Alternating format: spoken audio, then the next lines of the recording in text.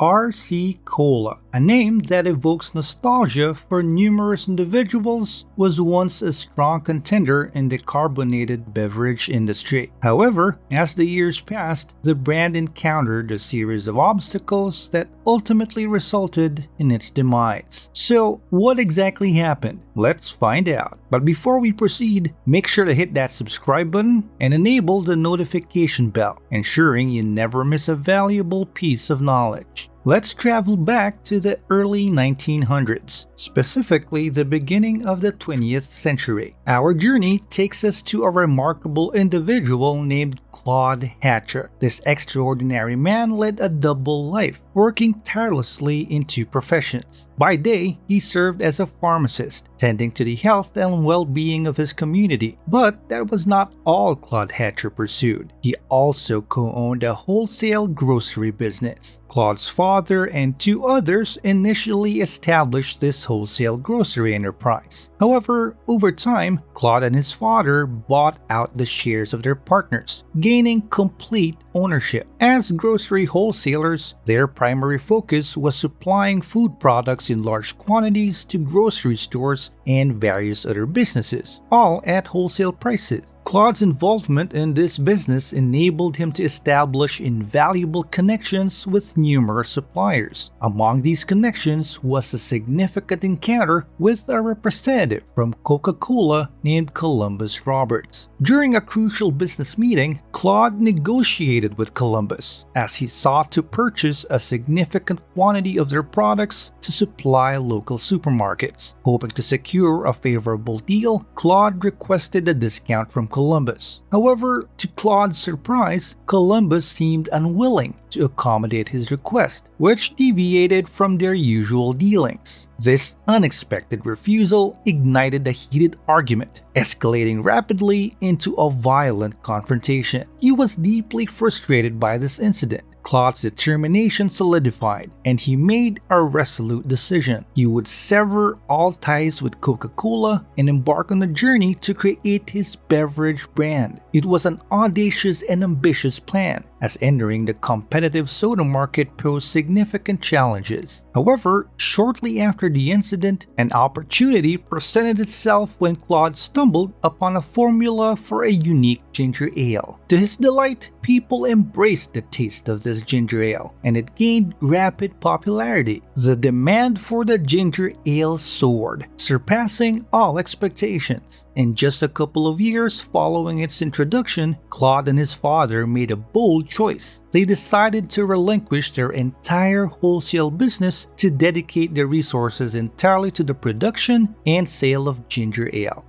The subsequent years were marked by the relentless pursuit of this new venture, as the company poured all of its time and efforts into manufacturing and distributing ginger ale. The business flourished, with sales continually increasing, yet Claude's ambitious spirit remained unsatisfied. He hungered for further success. So the market was significantly more significant than the ginger ale market. Therefore, expanding into the soda market would be obvious, right? However, there was a significant hurdle to overcome. The soda market was fiercely competitive. Despite the challenges, Claude and his team decided to plunge into the soda market in 1910. They understood that directly imitating industry leaders like Coca-Cola would not yield favorable results. If their product closely resembled what was already available, consumers would likely stick with the familiar brands they knew. So, a new cola flavor named Cherry Cola was introduced, leaving everyone intrigued by this novelty. The unique product quickly gained immense popularity and became an instant hit. Cherry Cola sales soared, surpassing the revenue generated from ginger ale sales. The company's monthly profits were steadily rising. However, a predicament soon emerged. Sugar, a crucial ingredient from producing Cherry Cola, presented a significant problem. During World War I, sugar experienced a substantial price increase. The company established its sugar refinery to cut costs and ensure a steady supply. They swiftly began producing vast quantities of sugar, which proved beneficial since they required substantial amounts for their drinks and could sell the excess sugar at a higher price. Despite the post-war decline in sugar prices, Claude, the company's owner, had an excessive sugar stockpile and no immediate use. Nevertheless, the public's fondness for their new product persisted.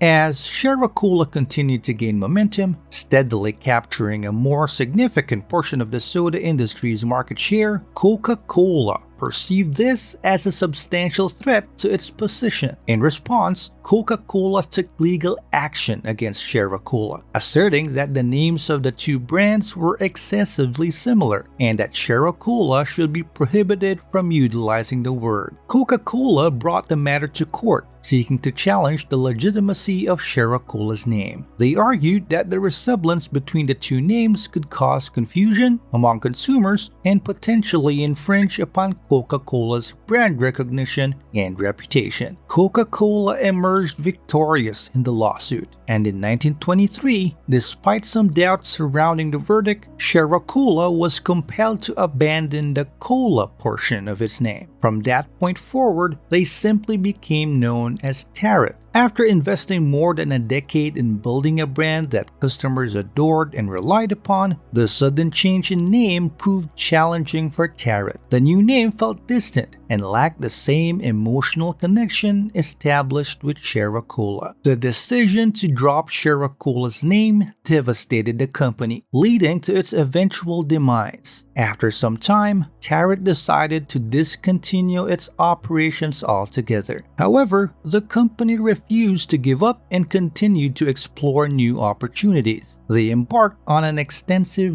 brainstorming process to devise a fresh beverage concept.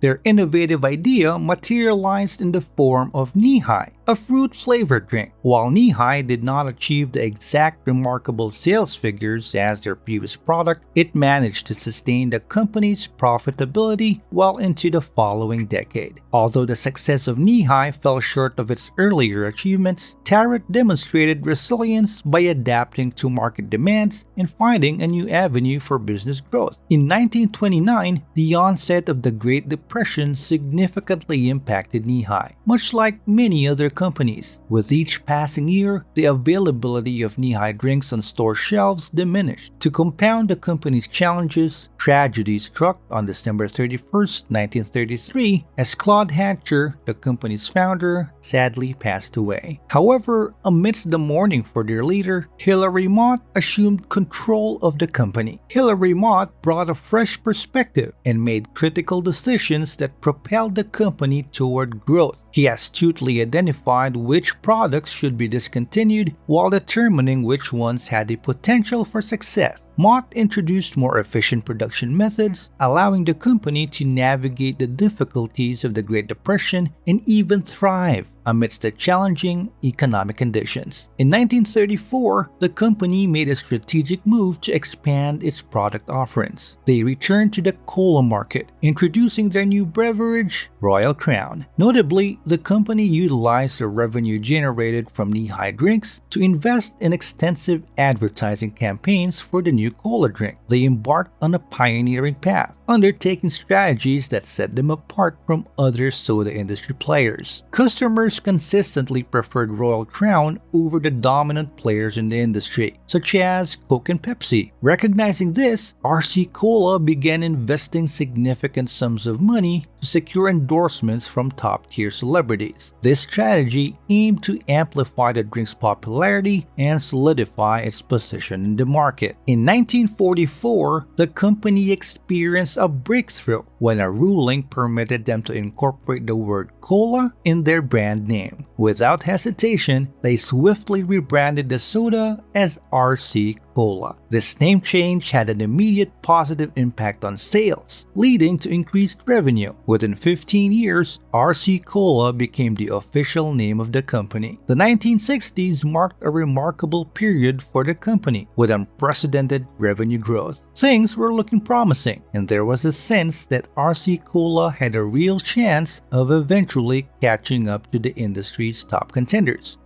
As the decade progressed, the company's future seemed bright, and it appeared they were on the path to challenging the industry leaders. RC Cola introduced a supposedly healthier alternative to its flagship soda called Diet Right Coca-Cola, which quickly garnered immense customer popularity. Being their first mass-produced diet soda, it gained substantial traction and became the best-selling diet soda of the 1960s and the fourth best-selling soda overall. Impressively, RC Cola occupied both the third and fourth positions in terms of soda sales, trailing behind Coke and Pepsi. However, in October 1969, RC Cola faced a significant setback when the United States government banned using cyclamate, an artificial sweetener that was a crucial ingredient in Diet Right Cola. The ban was imposed due to concerns over its potential cancer risk, as studies on rats had shown an association with bladder cancer. The company tried to modify the product by utilizing alternative artificial sweeteners, but the damage was already done. Customers had lingering concerns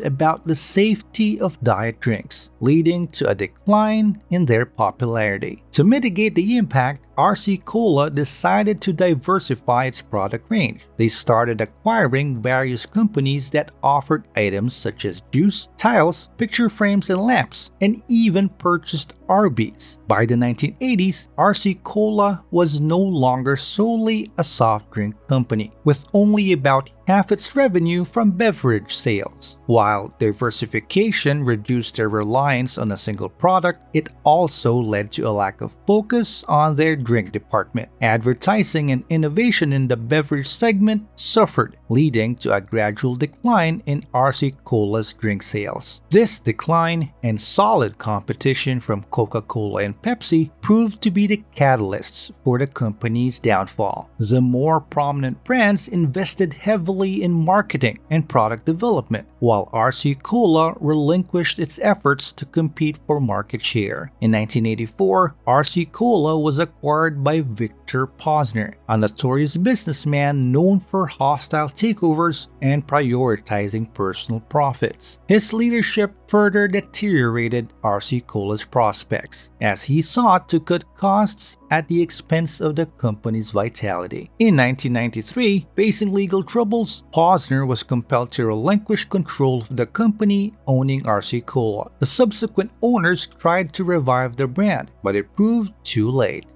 RC Cola was then grouped with Snapple and other beverages under Troy UK, which eventually sold all those brands, including RC Cola, to Cadbury Schweppes in 2000. The national internet rights of RC Cola were subsequently sold to the Canadian company Cott. Following several ownership changes, the United States rights to RC Cola are currently held by Dr. Pepper. However, despite these transitions, none significantly contributed to enhance the drink's popularity. Regarding sales figures, Coca-Cola remained overwhelmingly more successful than RC Cola. Coca-Cola was not only more successful, but also luckier in its journey compared to RC Cola. The lawsuit in the 1920s that forced RC Cola to remove cola from its name can be regarded as an unlucky turn of events for the company. Similarly, some perceived the ban on cyclamate by the US government in the 1960s as unfair and potentially influenced by corruption. Indeed, in the 1980s, RC Cola experienced a hostile takeover by an owner who showed little concern for the brand's survival. Had the company not faced setbacks such as the lawsuit, the cyclamate ban, and the detrimental ownership, it is conceivable that RC Cola had the potential to surpass the combined success of Coca-Cola and Pepsi. However, due to unfortunate events and challenges, RC Cola could not realize its full potential in the highly competitive soda industry. Let me know your thoughts in the comments. Thanks for watching. Until next time.